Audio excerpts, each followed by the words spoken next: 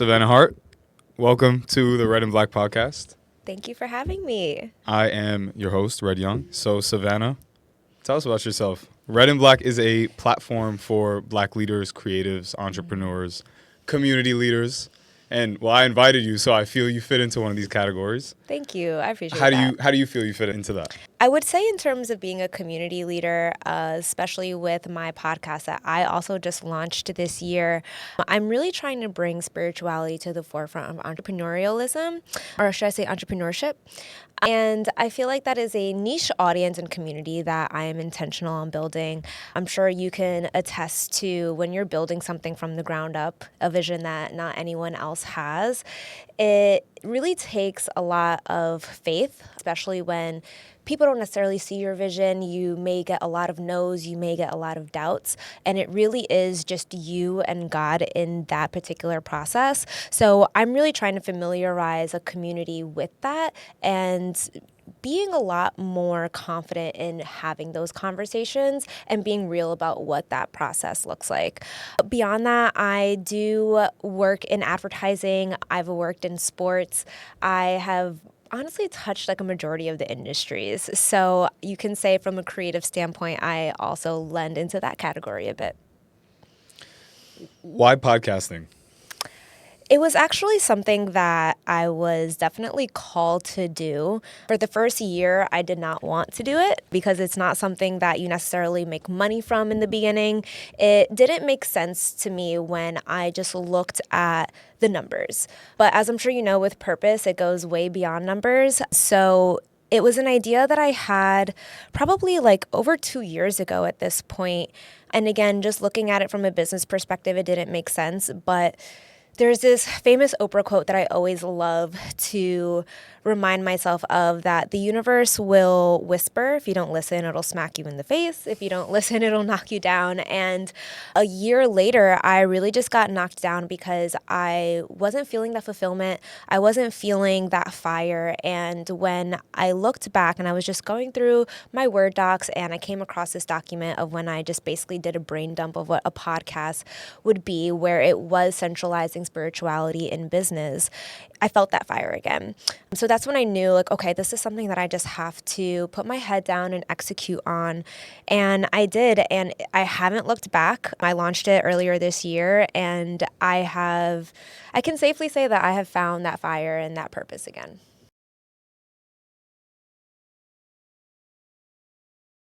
That's a great origin story. And So so tell us the name of your podcast, some of the details, some of the accomplishments you may have had in your journey so far. Yeah, absolutely. So it's called Your Hero's Journey. And the reasoning behind that name in particular is because there is something called the Hero's Journey. It is essentially a story arc that we're all very familiar with. All of our famous books and the famous movies, they all follow this story arc, but it is something that we all encounter and experience in our day-to-day lives. And so essentially what the hero's journey is, there's about 12 steps, but just to summarize at high level, you get a call, right? And then there's normally the refusal of the call. I mean, you're already hearing it in my own story that I just told you, but you have the refusal of the call, and the refusal is normally stemming from insecurity, or I'm probably not the person for this, or in my case, this doesn't make sense from a business perspective. So you normally refuse it, but then you kind of go through the stages where you are pushed in that direction. It could be from your own self. It could be from lack of fulfillment. It could be a mentor that just reassures you, or whatever signs that you personally get. And then you decide to embark on the journey. You go through all of the highs and the lows, and you realize who your allies are, who your enemies are, and all of the lessons that you learn, and then you achieve the thing. So knowing that that is something that we all go through, I really wanted to make that the forefront of it, because I think a lot of the times, especially in social media, you just tend to focus on that last part of the succession of it all, whereas we really need to get familiar with the dirty, messy part, because we all go through it. And I think if more people understood that, then they would be more encouraged to take on the journey. So I called it that for that reason. And like I mentioned, we focus on the mental and the spiritual and the tactical approaches of what it takes to become a successful entrepreneur. So I interview entrepreneurs in particular. I have interviewed let's see, who are some of my, I don't want to say my favorites, but some of like the ones that have like done really well is, I would say, Letta J, she is an entrepreneur, but also a musician, and she is the founder and CEO of Coexist Gaming. I've also interviewed Abdul from Afrofuture, formerly Afrochella, a global business. Who else have I interviewed? I've interviewed so many people. Scotty from Last Lap, really just like great entrepreneurs who are in the really building the community from the ground up, whether that is from a restaurant in Soho or a festival in Ghana. And I have some really great guests coming up as well, some that I am surprised have even said yes to me, but you guys will have to tune in to see who those are.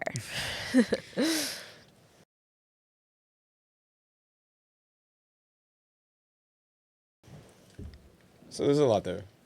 And I really appreciate your perspective and even the community that you are a part of, like this community building community. I love that. Thank you. And they're all connected in some way, this like broader lens. But I want to go further back than that. You mentioned that this is kind of easy almost for you because it has purpose and it was spoken to you. But along that journey, you said there's something like doubt, insecurity. Where do you think doubt for something really big, such as a calling or a big project, where do you think that stems from? I would honestly have to say the devil. I think fear comes from, and how I really look at like God and the devil and how that manifests in energies for us, it's really things that make you feel bad versus things that make you feel good and fulfilled. I think every religion gives you a certain laws that if you follow them, you'll feel really good in life, right? Like if you steal from someone, like, yeah, you might have come up, but you're going to have that guilt, right? And that guilt is going to start to feel heavy over time. So I do truly feel like that fear comes from bad energy, the devil trying to sway you from something that is essentially going to be a light to other people. And so for me, that really manifested, one, in how I just mentioned, where I was like, the money doesn't seem right. Like, why would I even embark on this? And then, of course, everything that or something that I think we all encounter is imposter syndrome. I'm not a biblical leader. Like, I'm not, like, that's not me. So I had a lot of, why would I be the person to be behind the mic and to be fostering this community of spirituality when, like, I can't speak on Buddhism. I can't speak on all of these different religions. I can't even fully speak to Catholicism when I went to Catholic school. Like, so there was a lot of doubts, but you really just have to like push forward and like, I think, really anchor yourself in your faith and utilize the different tools that we have been given in our toolbox, like whether that is affirmations to impress upon your subconscious, because, your subconscious is built from, unfortunately, like a lot of the things that you may have, like the lessons in your past. And our subconscious is intended to protect us, right? And to make us feel safe. But we all know that building something great, you have to step out of that safety zone. So yeah, I think that can manifest in different ways, but really anchoring yourself in whatever your toolbox looks like, whether that is prayer, meditation, affirmations, manifestations. I think there's so many available tools to us is really helpful. What's been your faith journey? I guess start from maybe the beginning or where you think it's most relevant and how you've gotten to where you're at. That is a great question. I am fortunate enough to have been like born into a very faith-forward family. I did go to Catholic school, kindergarten to 8th grade. However, I will say, obviously, I think there's a lot of like negativity and bad energy around the Catholic Church. Like, we all know the stories. They just had one of like the biggest lawsuits in the world, literally billion-dollar lawsuits for things that are unspeakable. So I've varied in where I find information. I don't like to just limit myself to just the Bible. I do truly actually think that whether it was Muhammad or Moses or Buddha, like God speaks through so many people and he's spoken to every single region. And we are intended to use all of that in our toolbox in the same way that, we're taught to see Jesus in a homeless person. Like, God can really be through any person. And so I truly do feel like all of the prophets are intended to provide different tools to us, right? Whether it's Buddha for meditation, whether it's the Christian faith for prayer and going to church and finding community there. Muslims are great with fasting during Ramadan, and that's something that I've actually participated in because fasting is really prominent in the Bible as well, but as a church, we don't necessarily practice it as often. So I have anchored myself. I'm anchored in Catholicism, but I have informed myself with the other religions, and I do tap into those religious texts for my toolbox, essentially. And based off of what I need in that point in my life, I utilize that. That's so dope. Thank This you. is how I'm envisioning it. It's like the Avengers of all of the religious figures. Literally. And I truly believe that God wanted us to have that, but religion at the end of the day is man-made. Like, it is a man-made thing. They decided to make all of these different categories and all of these different boxes. Like, it wasn't like God said, okay, this is going to be this religion and this is going to be this religion. And I do feel like a majority of the world likes to silo us in order to have that control. So I try to think outside of those boxes. That's great because, like you said, they have different dimensions to them. And then at their root, if you look at what all the religions are saying, it's like, well, it's either similar or kind of the same thing. It's basically the same thing. Yeah. There are nominal differences. Like, it's really like, okay, we focus on Muhammad or we focus on Jesus, but it's a lot of the same texts. And so how do you identify, I guess, with religion? Or if somebody asks you and you don't want to complicate things to them?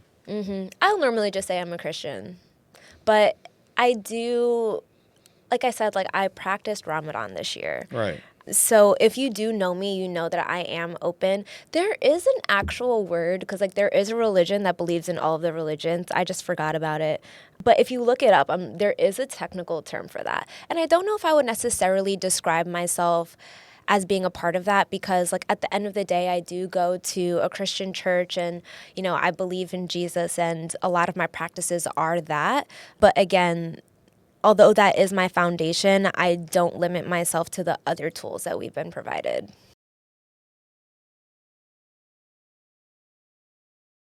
When you say you go to a Christian church, like what do you think the Christian church in that experience brings that is a little different than the others or why it speaks to you the most?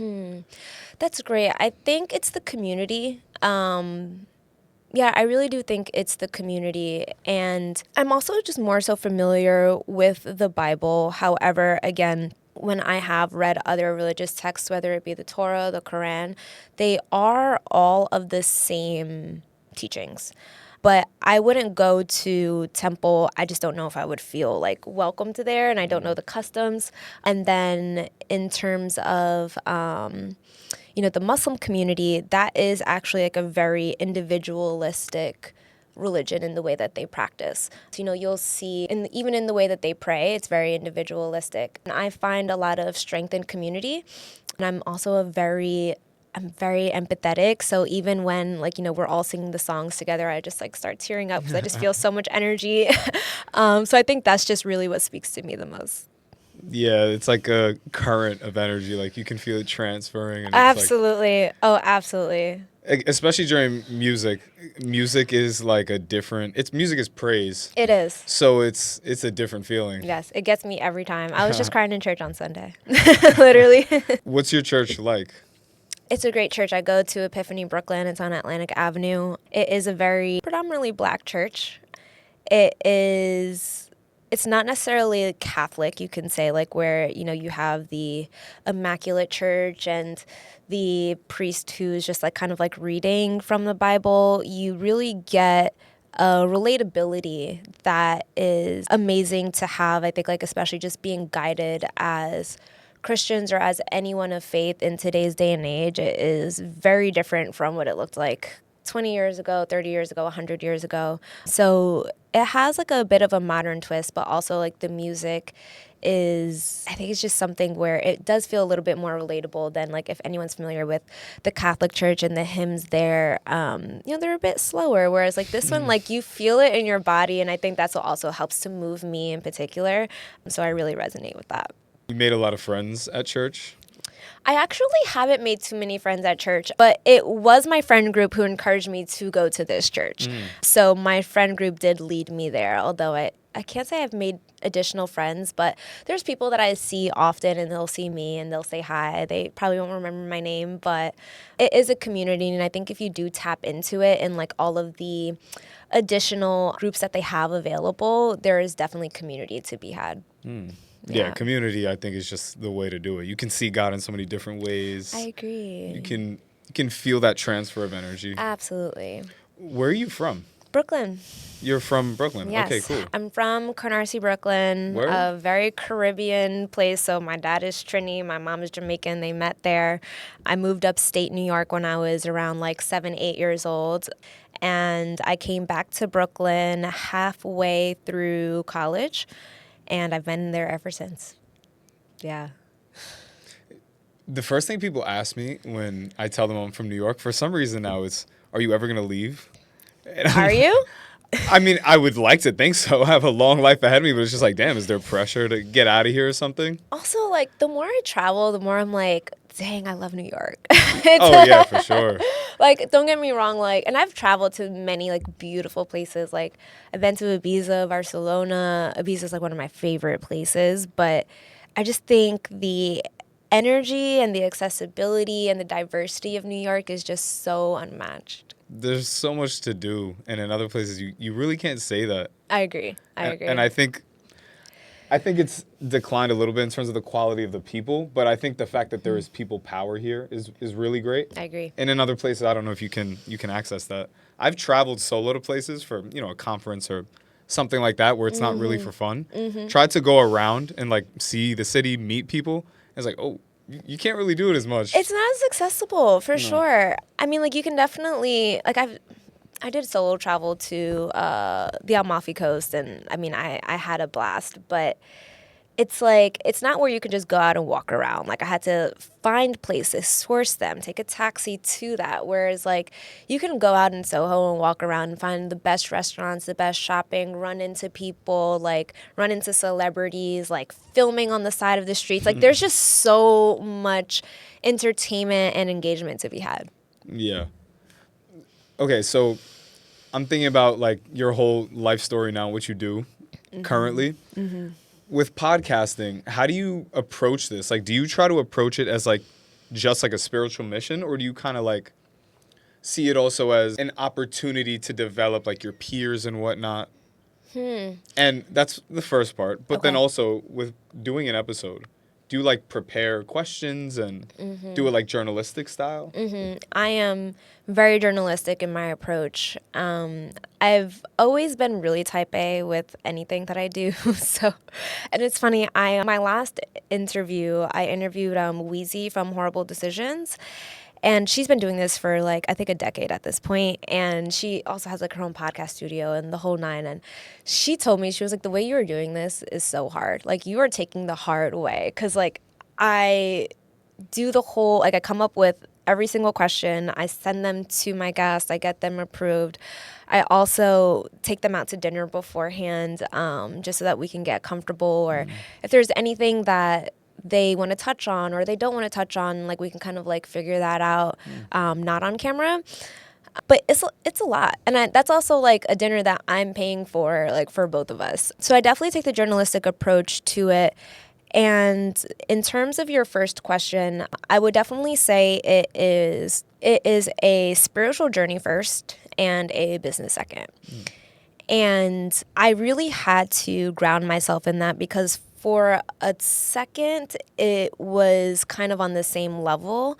And that's when I realized I was losing the intentionality behind it. And I was more so, like, chasing data. And when I say that, I say, like, through all of my research, they'll say, if you want to be successful in the podcasting space, like you can't take breaks. Like you have to just launch and go, set your cadence, because like you're going to lose your followers and these people are going to forget about you because it's so saturated. So I was trying to keep up with my podcast cadence and my recording cadence so no one would forget me.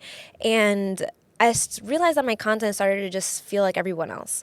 And I had to remind myself why I did this, because again, if it wasn't for that spiritual push, I wasn't ever going to do this because it did not make sense money-wise.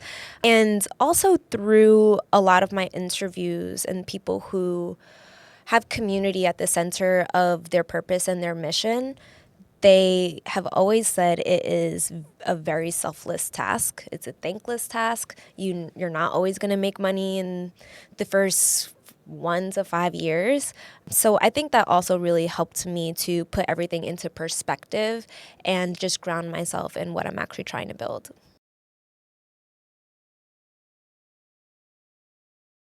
What have been some of the other challenges of doing a podcast, like even just on a practical level? Some things that people who might want to do something like this, it's like, hey, be warned that this is something that you will probably encounter.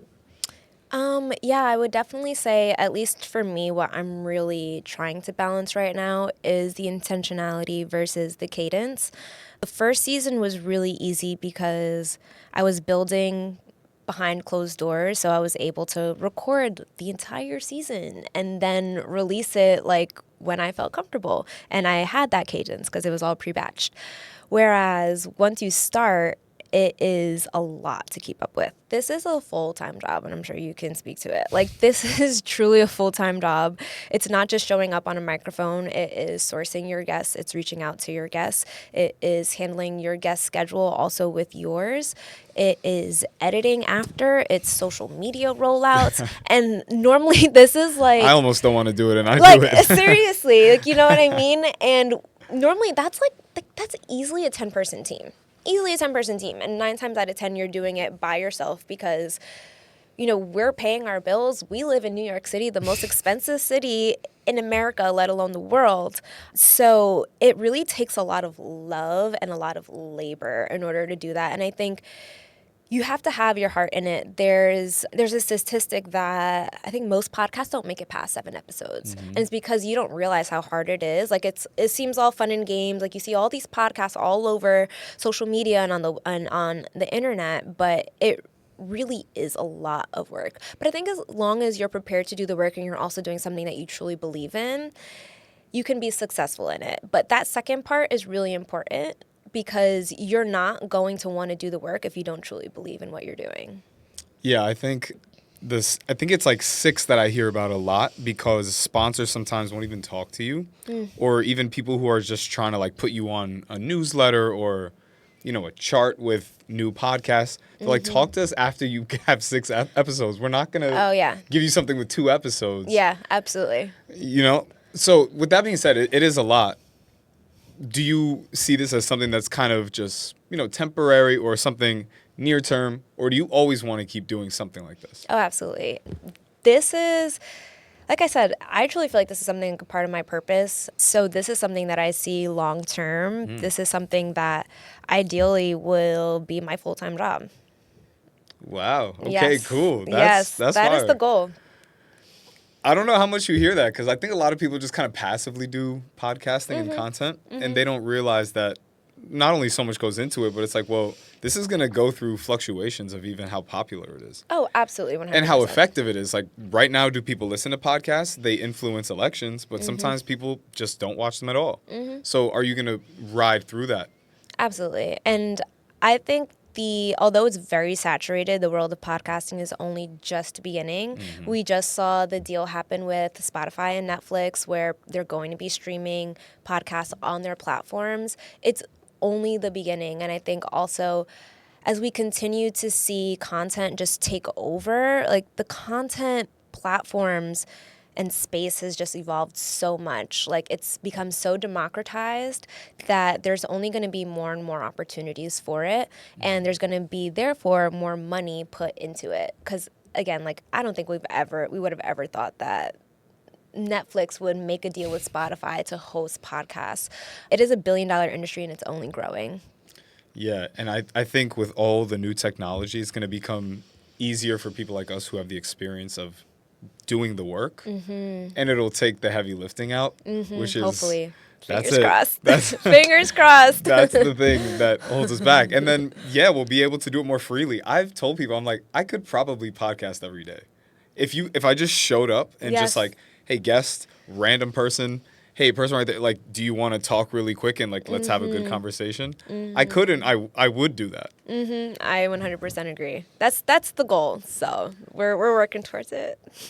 One of my goals is to have like a random person, like I said, like that, totally random, come in and just like actually great conversation between two strangers, but on a long form scale. I love that. I like longer form podcasts, like hour and a half plus. I think that actually makes for really good, not bite size, but like chunk content. I agree 100%. Like you can't, if you do a 30-minute podcast, you're not going to get 5 or 6 or 7 great bite-sized pieces. Like you have to have those long conversations and get deep in order to get to that one little piece that you're going to post on social that's going to go viral. Yeah.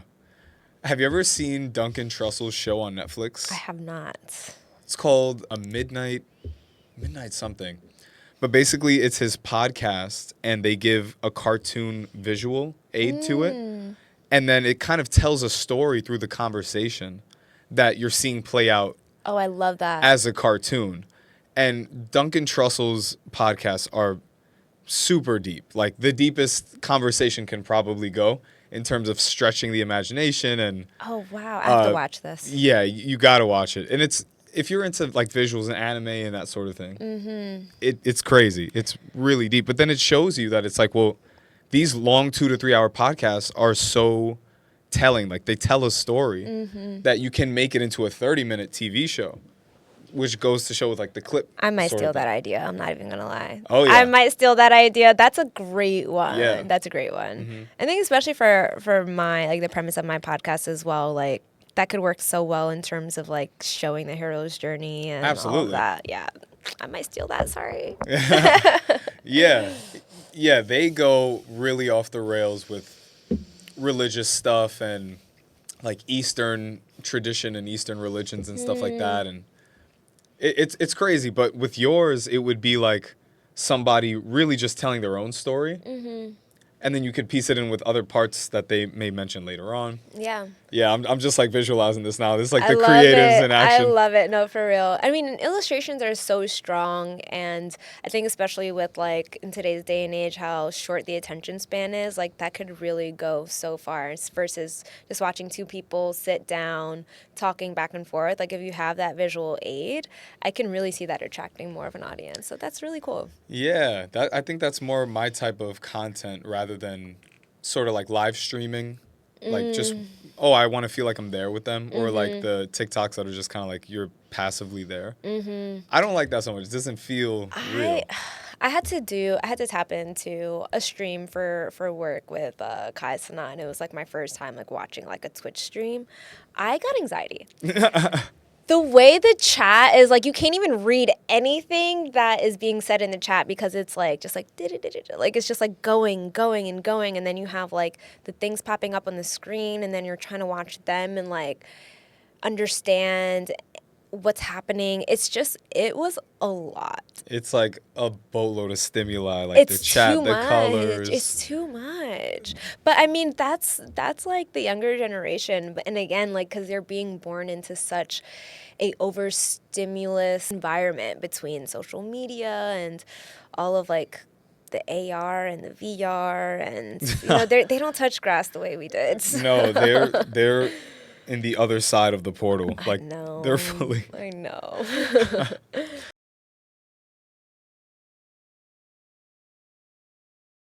So what do you want like longer term outside of this sort of thing? Like what do you want for fulfillment or things you want to work on or ways you want to impact people or what you want to do a little further down the line? Yeah, absolutely. So like I mentioned, I do see the podcast being my future, and the goal or the vision that I have for that is to really build it to a larger community. And I think people who've done a great job of this are Rashad Bilal and Troy Millings from Earn Your Leisure. They started as a podcast and they've grown it to a conference that attracts thousands and thousands of people. They have implemented financial education within, I think it was actually like within the Bronx schooling systems, if I'm not mistaken, and they're bringing that larger. They've turned it into a book. Like, they have really built an amazing blueprint for what you can do with information and a platform. Another one is Amani Ellis of CultureCon. Love the community that she's built specifically for people of color and creatives, and really just like honestly building the community of spiritual entrepreneurs, for lack of a better word, to that size, and just realizing that, having them realize rather, that there are so many of us. And when you do put your religion and your faith and your spirituality at the forefront and at the core of your business, that is actually what makes it sustainable versus chasing a dollar. And that is also what I've really learned through all of the entrepreneurs that I've interviewed, which makes me have even more faith and confidence in that plan. And so all of that takes leadership, and you must be some sort of leader.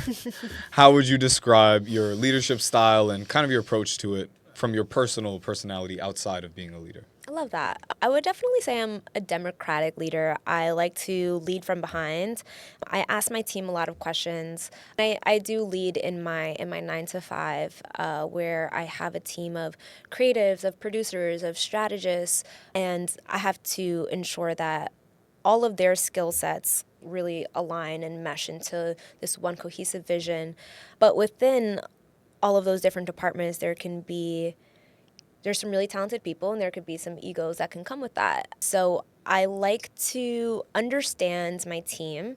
I like to understand what their goals are. I like to understand their personalities, because I adjust the way that I talk to people, manage people based off of how it'll be best received for them in particular. So I would definitely say, like, from a democratic standpoint, and I like to ask questions. How do you think this is going to work best?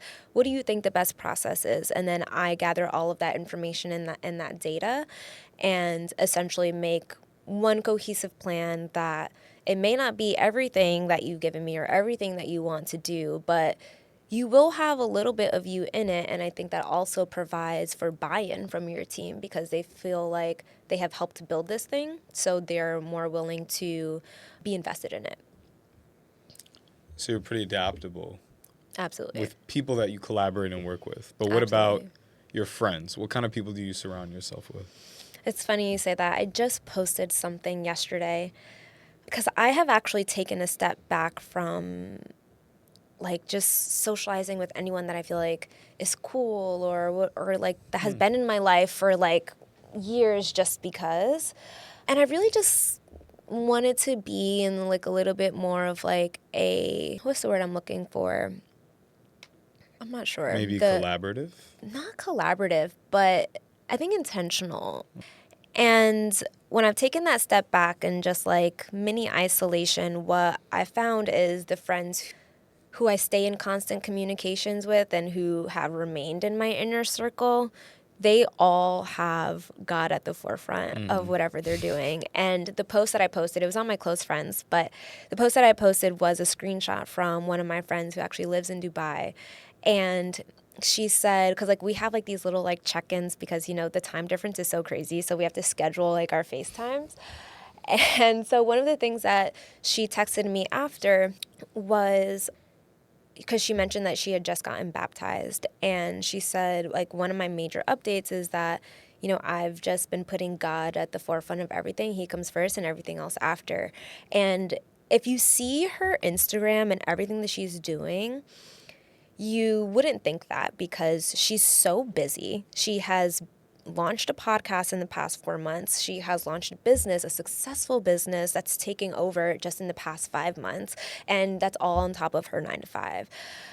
And everyone that is in my inner circle right now has that exact mentality, but everything around them is flourishing in such a way that is almost like incomprehensible and just really beautiful to see. So yeah, and I mean, in terms of my friends, they're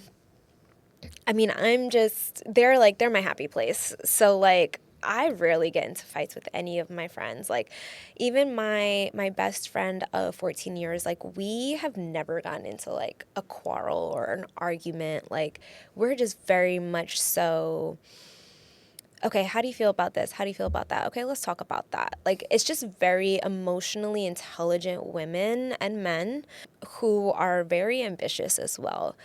And I think the ambition part is important because it takes an ambitious person who has a lot going on to understand why maybe I haven't texted you back in a week or two.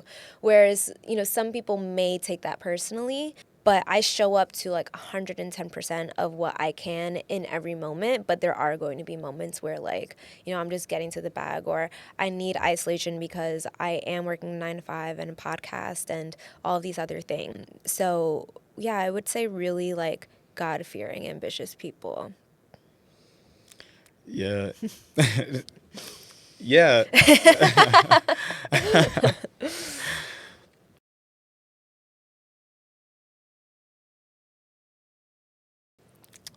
When people serve something else, it's like I already know you about to spit. Go ahead. Sorry. it's like what do you serve? Like what are you doing? Like what are you trying to do and for what? And it's not like this complicated thing. Like I can ask you that one question, we'll get to the bottom of it. It's like, yo, what are you doing? And we're not in alignment whatsoever because I have this whole thing and this whole concept and plans and ideas and executions that are all in the same name. And we were cool based on something else, something deeper than that. Maybe I thought it was kind of the same thing, right? Like we share God or this understanding of goodness or like purity. I've played around with that a lot. I'm like, purity is what I feel, or maybe there's a different word or a different feeling, but purity is like, that is what I'm looking for. And I think that's what you were describing too. Like God-fearing creation on that behalf Love that, yeah. is really pure. There's no influence from the devil, like you were saying. Love that. Amen. I receive that. And if it's something else and I love you as an individual, but what you serve is different, it's a different path. And how much can I possibly stray or try to recover you? Or is that not even my role? So when I ask you who you surround yourself with, is that something that, you have to kind of be a little cutthroat about now? That's a great question because it's not something that I've been intentional about. Again, through my isolation, the people that fall off and the people that have stayed in consistent communication have just happened to be those people. And I don't think that's by accident because I do believe like attracts like. And you attract what you are. Like that's why they say like become whole before you try to date, right? Because you may attract someone who is on a lower energy if you're on that lower energy. You have to learn. Exactly. So yeah, I won't say like, if I meet someone new and I'm like, hey, do you believe in God? Like that's not the conversation at all. But you can figure it out pretty quickly though, I feel like. I agree. You could just tell by how they move, and I think really just like good people, because like I'm a good person. Like I'm just genuinely a good person. I never try to do bad or malice by anyone. If I do, it's unintentional. And if you feel that way, we're gonna have a conversation about it. So that I ensure that you understand like where I'm coming from, what my intentions are.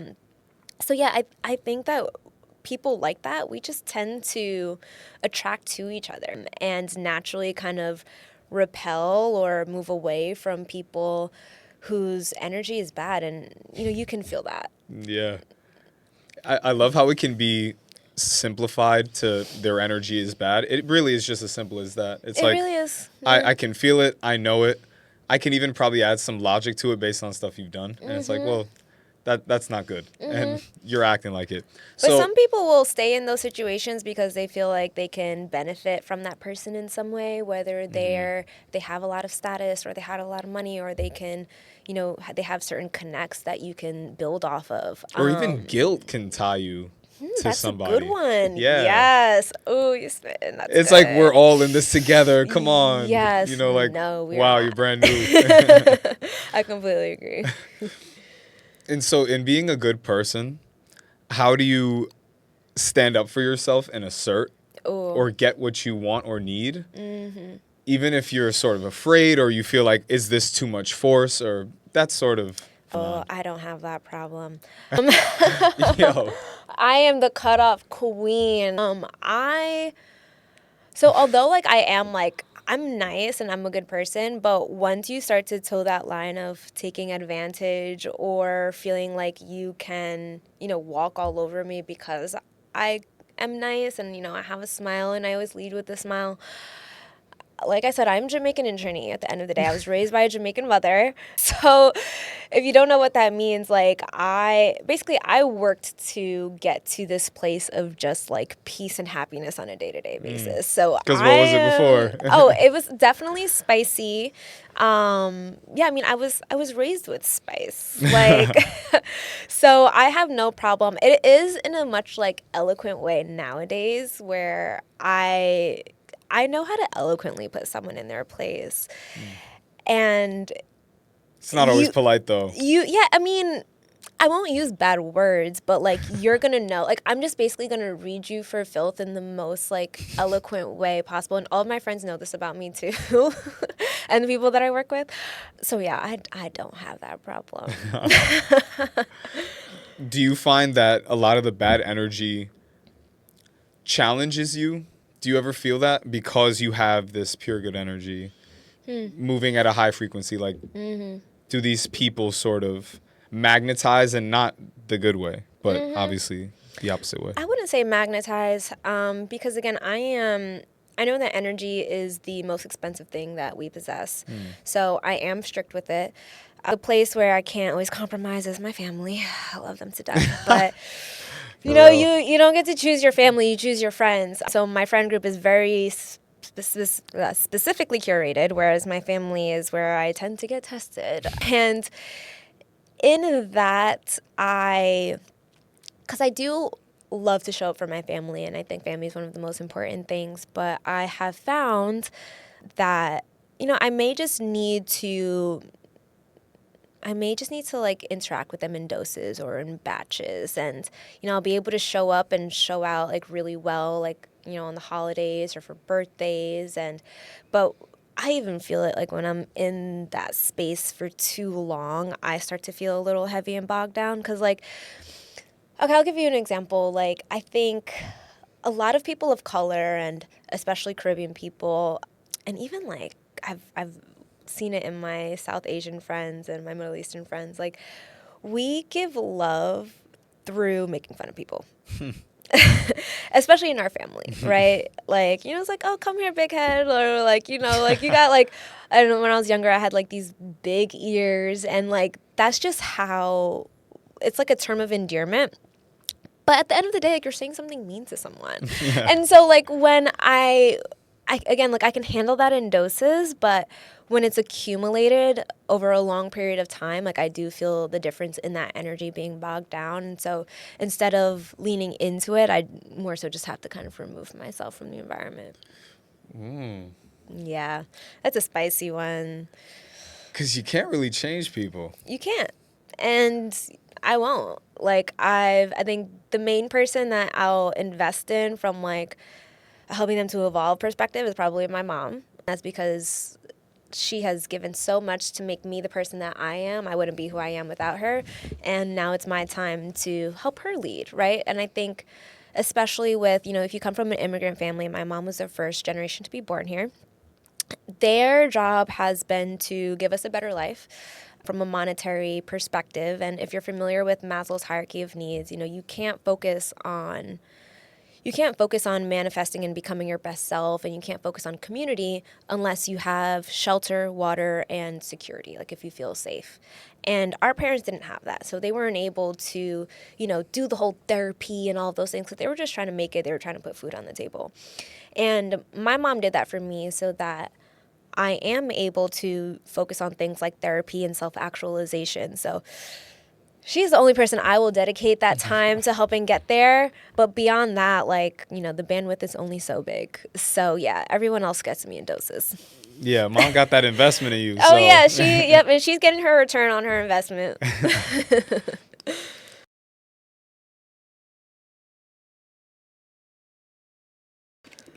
How do you envision doing it as, when you have a family, if you do, how do you envision leading that and going about that and making sort of the amends that you wouldn't want repeated? That's great. I'm doing a lot of work now to heal generational trauma or things that I don't want to necessarily pass down to my kids. However, I know they're going to have a new set of problems that I'm not going to be equipped to address. And I'm manifesting that for myself. And by that, I mean, I'm probably going to be working a lot, so I may have a nanny and I might not be around as much. I didn't experience that with my mom. Although she was a single mom, she was around very often. But I'll probably more so have different challenges that I will have to be really intentional about, and ensuring that, they're grounded because they're likely going to be pretty well off. But I think that my coming from seeing how hard my mother worked, and also just being raised in a way where I had to have a job as soon as I was legally able to, and I really did have to fend for myself, and that has made me as ambitious as I am, and that's something that can't necessarily be taught. So that's something that I'm gonna have to instill in my kids. But in terms of things passed down, I've been so proactive and really intentional about what I learned that I want to unlearn, and I have unlearned it. Yeah, I have. I'm in my early 30s now, so I've done a lot of the work from honestly in early 20s. So it's been about a decade of work, and yeah, I think I'm hopefully, gratefully that my kids will have a whole new set of problems. Yeah, those future problems, whatever comes next. Right. What do you think your mothering style would be like? Oh, that's a good one. Not gentle parenting. I don't know if that works. What does that even mean? I think it's I don't know, actually. I've just seen the TikToks, and It's I'm gonna count to 3. Right, and the kid is having a temper tantrum in the middle of the store. I'm no. I think there's a balance to everything. There is a balance to everything. You don't have to be slapping up your kid in the store, but there's certain things that honestly, I realize this with my dog, right? I have a little Pomeranian Chihuahua mix. She's so cute, tiny, fluffy. But there'll be times I'm her name is Big Meech. I call her Meechy for All short. All of it makes so much sense. Of course. So I'm there's times if she's doing something, I'm Meech, stop, Meech, stop, Meech, stop. But when I'm Meech, stop it right now. When you mean it. That's when she stops. And it's sometimes I think it's the animalistic, it's just the animal in us that sometimes just needs that structure. Otherwise, you're going to go off the rails. You have to be taught certain things. You have to be taught patience. You have to be taught how to share. You have to be taught how to control your emotions. And that's not going to always be easy. And sometimes you need something just as strong in order to really be able to shape that. Yeah, those are some big skills. Emotional control. I think discipline is huge too. Absolutely. How did you get taught those? And how will you teach them? Ooh, these are great questions. How did I get taught? I think honestly, my mom taught me out of her own survival certain things that she learned that I think, some of it was out of pain, right? She taught me to always rely on myself because you are the only constant in your life. People will come and go. And although I think that was a great learning and it has made me into the person that I am, it has also isolated me in something that I had to unlearn a little bit, because I do want to build a community that I can rely on. I do want to be able to trust a man to take care of me. Like I do, although yes, like ambitious, like I want to build an empire, but I am still a woman at the end of the day, and I do believe in feminine energy. And a lot of that energy has to do with being nurtured and, well, I'm sorry, nurturing, but also being nurtured and being taken care of. And I love being taken care of at the end of the day. Like I do, like, although like, yes, I can go out and like, buy all the things for myself, but it feels really good to have someone be able to, see something that you want and think of you and bring that thing to you. And there was a point in my life where I didn't even feel comfortable accepting gifts from a man or from anyone, because I'm like, are you using this as leverage? Like, I could pay 50-50. Like, I got it. Like, and it's like, girl, no. Have that man pay the bill. So, yeah, I think it'll be a lot of what my mom taught me, but in balanced form. And then in terms of discipline, I really, I saw her get up and go to work every single day, including Saturdays. She worked at Chase Bank, still does. Well, now she's a financial advisor. Shout out moms. But she had to go to work even on Saturdays. And then a lot of that, like I said, like taught out her survival, like in terms of discipline, like, you know, turn the light off before you leave a room, because we have to pay bills. Like I was part of that conversation at 7 years old. Eat all of your food because this is all we have for the next 2 days. Like that has taught me like discipline and an appreciation for certain things. And again, like, God willing, my kids won't have to necessarily go through that, but those will be principles that I want to ensure that they have as well. So I plan on saying those same things and having them part of those conversations so that they understand the value of a dollar. Because I'm not trying to have trust fund babies, because a lot of times they just turn into like leading a charity and not doing anything real or squandering away all the money. So I mean, or doing a lot worse than that. exactly. So those will be like really important principles that I instill in my kids as well, just with a little bit more balance to them.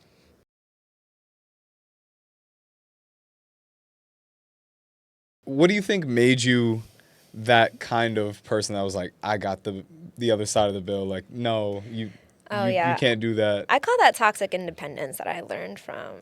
I hate to. What like I hate to put keep you putting this. there? I know it was literally how my mom taught me, and Toxic independence. I call it toxic independence. I've made that word up, and again, it's not, because again, I don't want to make it sound like a bad, because she was teaching it to me out of love and based off of what she experienced, where she had a marriage and he left and got engaged and that broke off. Like she owned her own house before she got married to her husband, my now stepdad, who's been in my life since I was 7 years old. So I say that to say, like, she, based off of like what she learned, honestly, was that she was always taking care of herself. And I think that was passed down to her from my grandma, and that was passed down to her from my great grandma. I was lucky enough to know my great grandma. Very strong Jamaican women who, men would consistently let down, whether that was through cheating or leaving or not providing. So I come from a background of very, very, very strong women, and we've always been the ones to really hold the family down and ensure that that family unit was safe, thriving, and together. Men have always been in and out of the equation. Now, ideally, I want to choose a healthy relationship to where that is not my story, but that is definitely where I get it from. And I say it's toxic independence because, again, like women deserve to be taken care of.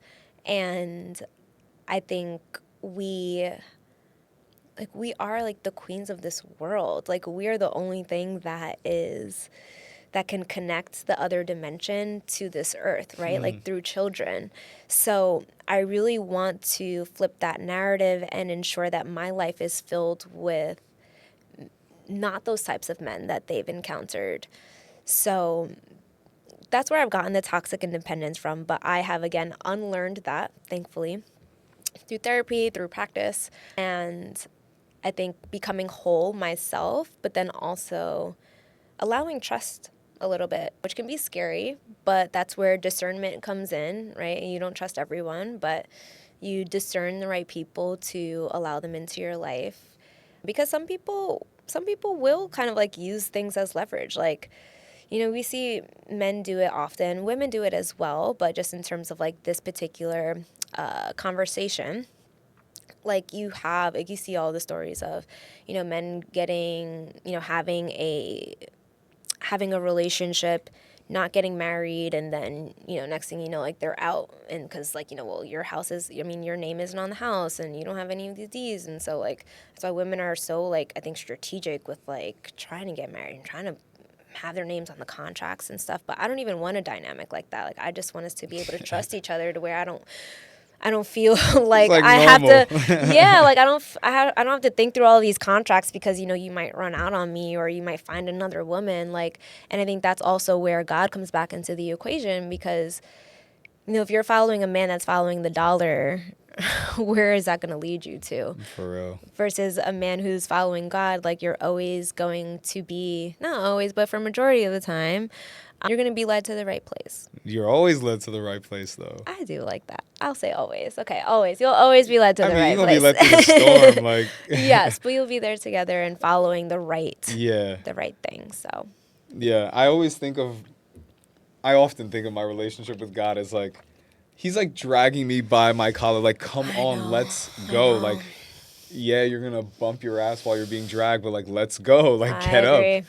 I agree.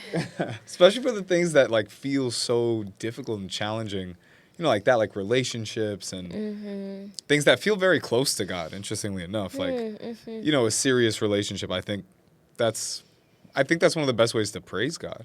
You know, like a union and sort of That's beautiful. I do agree. I definitely agree. Yeah, and that's why they feel so serious or like, oh no, like, nah, not this one. Like, I'm not gonna, not yet. Or like that cold feet sort of thing. Yeah, absolutely. Because it's too real. But that's the magic of it. Yes. And I think we kind of lost that. That used to be like the thing, you know, like get married young. I mean, it doesn't necessarily correlate with age, but, you know, people used to get married at like 18 years old, like for sure. Because it's like, well, I would like to go through life this way, which is kind of like the complete way. You know? Absolutely. I completely agree.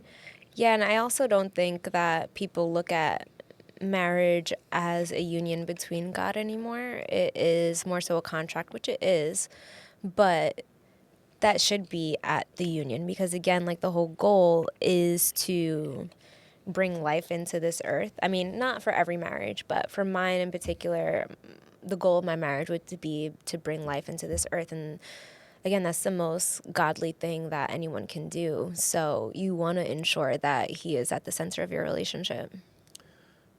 What do you think about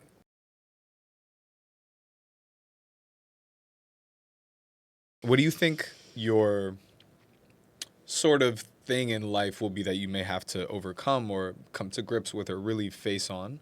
I think, you know, during the hero's journey, that's like the big thing. Like, is it maybe the climax or just before that? Like, you go face to face with something, and often it was that first thing you rejected or the second thing that got away but turned into something else.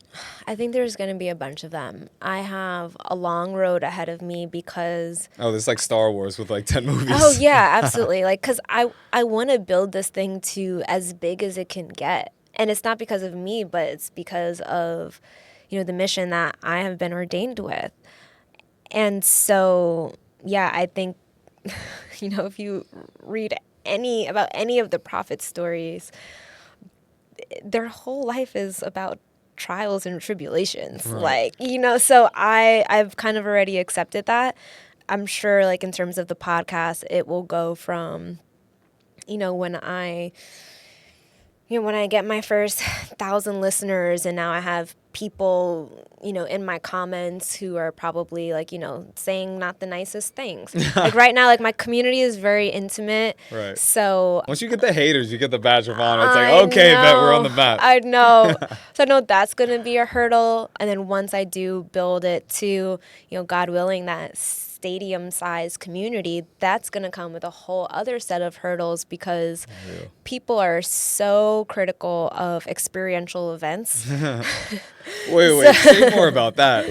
Oh, well, you know, like when you experience something, or like if you go to an event or whatever the case is, it's like, you know, they could have had more of this, or, you know, that line was really long and I could have had more of that. Like, you know, like it's, and there's so much that can go wrong. Like there's so many variables. So I know that's going to be another hurdle in and of itself. Are you going to be patient with them?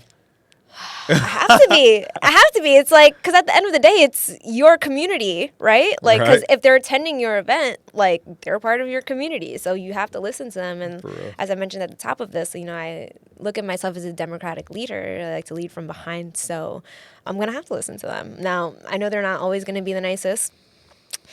And maybe I'll have my PR people handle that because, again, like I said, I'm still Jamaican and Trini at the end of the day. So, but yeah, I've already settled in the fact that there's going to be hurdles throughout the majority of this. But again, that's when you lean on your faith. Yeah, follow that through everything. Yeah, absolutely. Hurdles, long life. Savannah, thank you for coming on with me, sharing your story. Thank you. Thank you so much for having me. I really do appreciate it. It's nice to be on the other side of it. But this has been such a great conversation, and I think it's going to be great for your listeners, and I'm excited to bring it to my audience as well. Thank you. God was present during this. Amen. I receive that. All right. Thank you, Red.